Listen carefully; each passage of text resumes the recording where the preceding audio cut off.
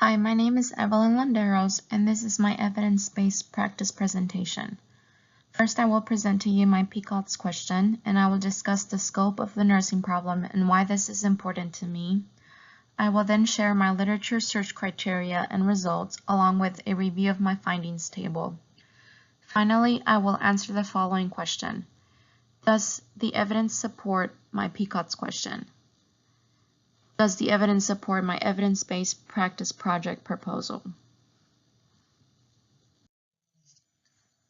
This is my PCOTS question.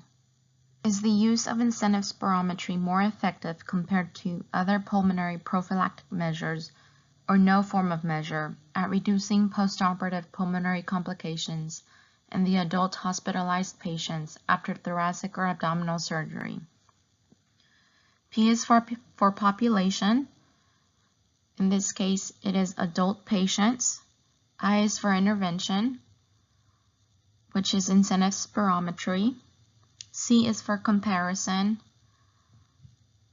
I am comparing incentive spirometry with other pulmonary prophylactic measures or no form of measure.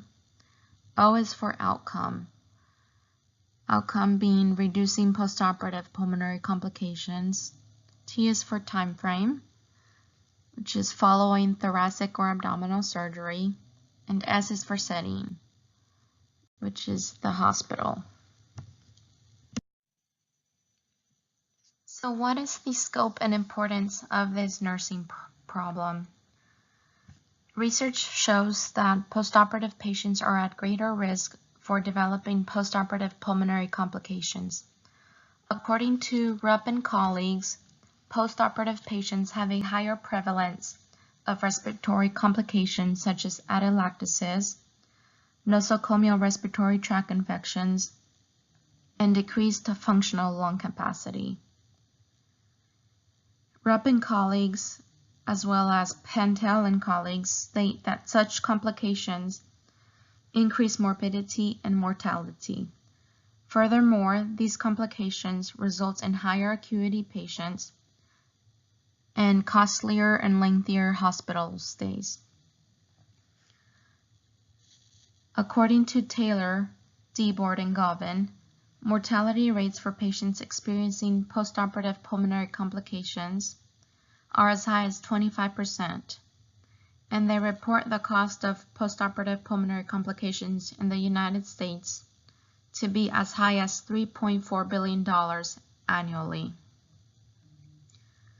I currently work on an orthopedic and neurosurgery surgical unit, but I have also floated to other surgical floors, such as the general surgery unit and the bariatric urology and plastics surgical unit. Throughout the organization, it seems that incentive spirometry is widely used to help prevent postoperative pulmonary complications. But what does the evidence really demonstrate regarding the efficacy of incentive spirometry? Are there other respiratory therapies more effective than incentive spirometry at reducing postoperative pulmonary complications? As a nurse working on a surgical unit, I felt the need to research and discover evidence on the efficacy of incentive spirometry at reducing postoperative pulmonary complications, because ultimately our goal as nurses is to provide evidence-based, cost-effective, and high-quality care to improve patient outcomes.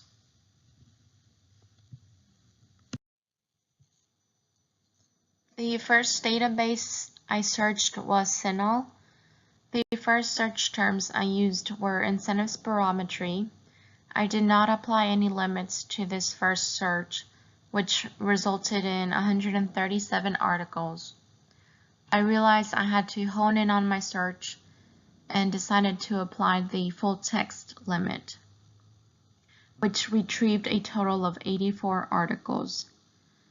I reviewed all titles and 6 abstracts. After reviewing the 6 abstracts, I found 2 articles to be the most relevant. One article was written by Rupp and colleagues, and the other was written by Agostini and colleagues. The next database I searched was Medline. The search terms that I used here were spirometry and postoperative pulmonary complications. Initially, no limits were applied. This gave me an exceeding amount of articles, totaling 26,530 articles. I definitely needed to refine my search and add limits to my search criteria. So my next search terms were spirometry and postoperative pulmonary complications. This resulted in 153 articles. To further refine my search, I added limits of full text and 5 years. This gave me a total of 26 articles.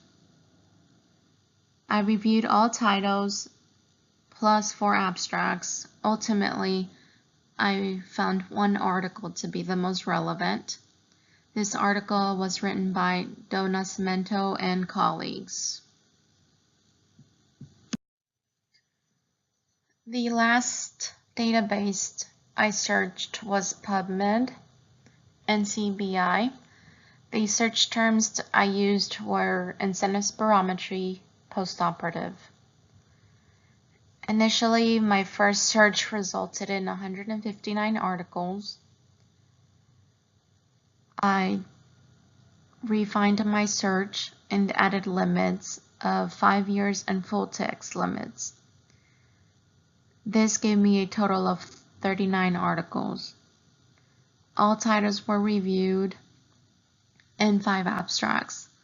However, only one article was retrieved, which was written by Pantel and colleagues. The 4 articles that I selected were based on their credibility. The research question and purpose matched the research design for all articles. I found the findings were produced by sound methods, and the articles addressed my PCOT question.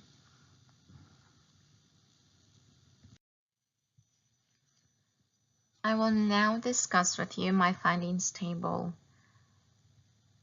The first article I will be summarizing was written by Rupp and colleagues.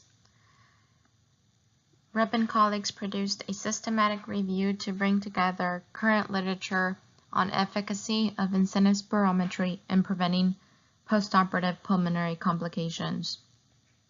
This systematic review consisted of 4 systematic reviews and 1 clinical practice guideline. The guideline used was from the American Association of Respiratory Care, which consisted of 30 different studies. The purpose of this guideline was to provide instruction on when to use incentive spirometry, indications for use, and how incentive spirometry compares with other means of pulmonary prophylaxis. Findings from this guideline demonstrated that incentive spirometry can be as effective as deep breathing in preventing pulmonary complications. One of the systematic reviews that was included consisted of 7 randomized controlled trials with a total of 1,160 participants. Evidence did not support the use of incentive spirometry for prevention of postoperative pulmonary complications following upper abdominal surgery. Another of the systematic reviews included 35 randomized controlled trials with 4,145 participants undergoing abdominal surgery. The authors concluded that the use of incentive spirometry as prophylactic respiratory physiotherapy after abdominal surgery was not justified. The next systematic review included adult patients who underwent abdominal or thoracic surgical procedures. Incentive spirometry was used as a prevention therapy. Included in this systematic review were 8 randomized controlled trials, quasi-randomized controlled trials, and crossover studies, and 2 case series. Incentive spirometry was compared to several therapies, some of which include intermittent positive pressure breathing, positive and expiratory pressure, deep breathing exercises, early mobilization, with and without deep breathing exercises, no treatment, and deep breathing and coughing. The researchers concluded that presently the available literature does not support incentive spirometry for the prevention of postoperative pulmonary complications for patients who have undergone cardiac or abdominal surgery. The last systematic review that was included explored the efficacy of incentive spirometry in patients undergoing thoracic surgical procedures. The systematic review pulled data from 2 previous systematic reviews, 3 randomized controlled trials, and 1 cohort study, and 1 unspecified study. Researchers concluded that incentive spirometry cannot replace regular physiotherapy. This next article is a randomized controlled trial conducted by Agostini and colleagues. Agostini and colleagues performed a randomized controlled trial to examine the effectiveness of incentive spirometry compared with deep breathing exercises in patients undergoing thoracotomy and lung resection. This study took place in the UK and included 180 patients. Findings included the following. Number 1, not all patients post-thoracotomy experience a reduction of postoperative pulmonary complications with use of incentive spirometry. 2, the control group and experimental group showed no difference. And lastly, for patients with COPD or current or recent ex-smokers, there were larger differences in outcomes. Authors concluded that it is difficult to rule out the benefits of incentive spirometry. And the routine use of this intervention is not recommended. This next article that I retrieved is a systematic review. This systematic review was conducted by Do Nascimento and colleagues. It was conducted in Brazil and consisted of 12 randomized controlled trials. Data from 1,160 patients were included in the meta-analysis. The objective of this systematic review was to assess the effect of incentive spirometry compared to no therapy or physiotherapy, including coughing and deep breathing, on postoperative pulmonary complications in patients with abdominal surgery. I will briefly discuss the findings because I will later be appraising this specific article. Number 1, statistically no major difference was found between patients receiving incentive spirometry and those who had no respiratory treatment. 2, statistically no significant differences were found between the participants receiving incentive spirometry and those receiving deep breathing in the meta-analysis for respiratory failure. And lastly, statistically no significant differences were found between the patients receiving incentive spirometry compared to those receiving physiotherapy. Overall, the authors concluded that the results from participants receiving incentive spirometry were the same as those receiving either no treatment, deep breathing exercises, or physiotherapy in the meta-analysis for pulmonary complications. The last article that I retrieved was a randomized clinical trial. Pantol and colleagues conducted a randomized clinical trial in the United States to determine the effect incentive spirometry has on hypoxemia, arterial oxygenation saturation level, and postoperative pulmonary complications after bariatric surgery. The study was done from May 2015 to June 2016. 224 patients were randomized to a postoperative incentive spirometry control group or to a test group. The test group participants were not given instructions to use an incentive spirometer. Research concluded that based on these findings, the routine use of incentive spirometry is not recommended after bariatric surgery in its current implementation. I will now begin an in-depth appraisal of the article Incentive Spirometry for Prevention of Postoperative Pulmonary Complications in Upper Abdominal Surgery by Do Nascimento and colleagues. There were 2 authors involved in conducting this review. These 2 authors performed a comprehensive electronic database search. The databases searched were PubMed, CINAHL, Embase Central, and LILACS. The search was conducted using subject headings and free text words. Furthermore, they hand-searched the reference lists for additional citations, and they reached out to specialists in said fields and authors for their records on unpublished data. Of note, the search had no language restriction, and authors thoroughly assessed the quality of the studies. All disagreements were settled by means of discussion. The authors clearly stated their objectives.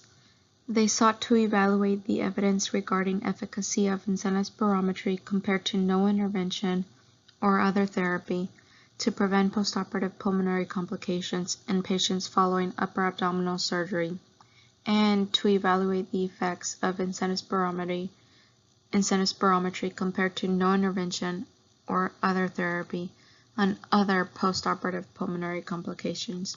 Each author individually evaluated titles and abstracts of all trials identified by the electronic searching.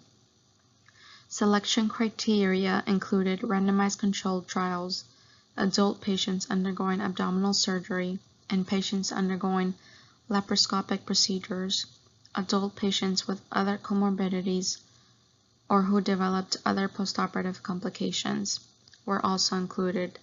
Types of interventions reviewed were clearly stated. Types of outcome measures were clearly listed as well. Articles were excluded based on several different characteristics which are listed in a table. Articles included had to meet the inclusion criteria and minimal methodological requirements. 12 studies were included in the systematic review, but 7 articles were used to collect data from 1,160 patients were included in the meta-analysis. Comprehensive evidence does not support the use of incentive spirometry in the prevention of postoperative pulmonary complications after abdominal surgery. Authors also report these findings reflect those of previous reviews, and authors of this review had no conflict of interest. 2 authors worked independently to analyze the papers and resolved any differences in consensus meetings and by discussion. A comprehensive search was done. A study flow diagram was provided which illustrated the results of the search and the process of screening and choosing studies for inclusion in the review. A standard data extraction form was used to extract listed information. The following information was extracted: characteristics of the study such as the design and methods of randomization, participants, interventions, and outcomes. Personally, I believe the authors did a superb job at critically assessing the studies included. Authors assessed and reported allocation procedures used in studies.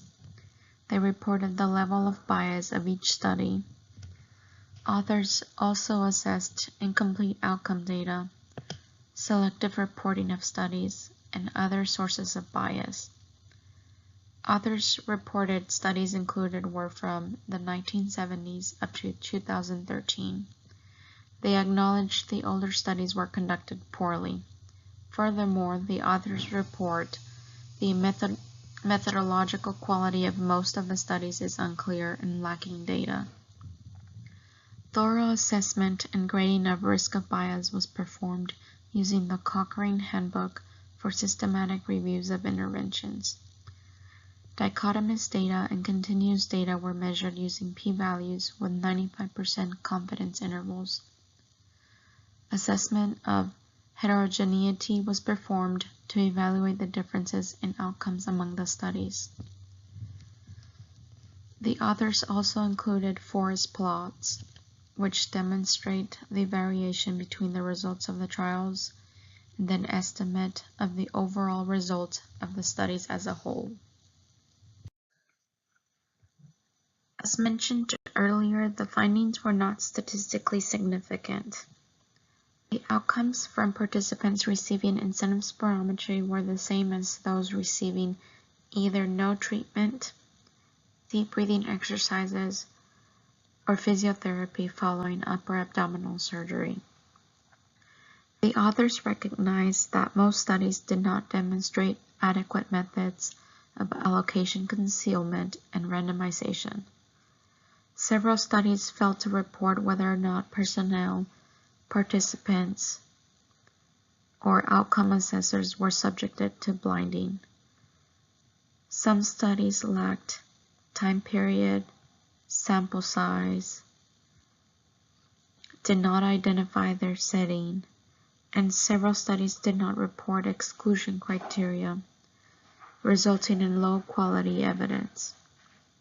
Furthermore, the researchers were aware that most of the trials included in this review did not address the same outcomes, which made the joining of data difficult.